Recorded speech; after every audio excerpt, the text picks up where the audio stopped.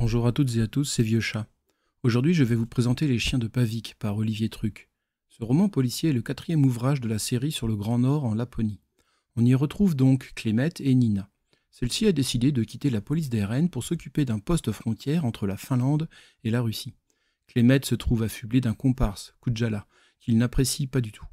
Clémette enquête sur le passage d'un troupeau de rennes en Russie. Il apparaît rapidement qu'une meute de chiens leur ont fait peur et les ont ainsi repoussés au-delà de la frontière.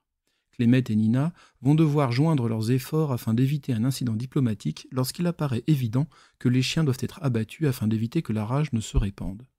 Mais c'est sans compter sur Pavel Zubkov, un garde-frontière du côté russe, qui tient à tout prix à récupérer son chien qui s'est mêlé avec la meute.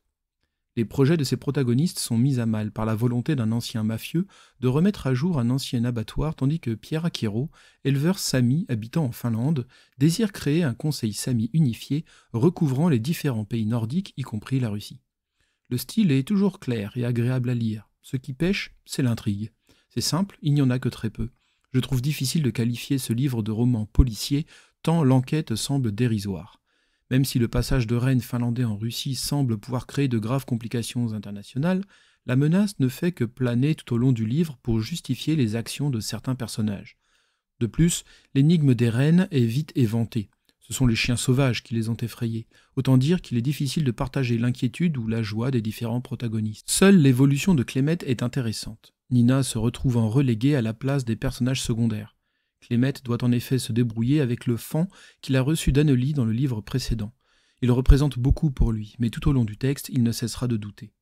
Au final, l'ouvrage offre une agréable balade dans le Grand Nord, mais l'histoire ne décolle que dans les 40 dernières pages. Ce qui est dommage, car les personnages sont plutôt attachants et les antagonistes de l'histoire ont chacun leur particularité sans être caricaturaux.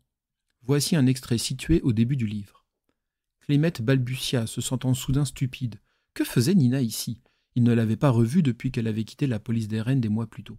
Pourquoi fallait-il qu'il se retrouve dans cette situation en présence de Kudjala, qui devait jubiler de son embarras? Elle devait savoir qu'il avait été nommé ici. « Dango, on pourrait peut-être entrer et parler de notre affaire avec l'inspectrice plutôt que de se les geler, non ?» Clémette laissa passer Kudjala. Nina tenait toujours la porte. Elle s'effaça devant le policier finlandais, sans quitter Clémette du regard. Elle était belle, le teint vif, son visage s'était peut-être un peu creusé depuis l'automne passé, mais avait encore gagné en énergie. Ou en détermination. Clémette voulait parler, mais comme souvent les mots ne lui venaient pas. Elle n'avait pas l'air hostile, mais Clémette se sentait gênée. Un sentiment bizarre.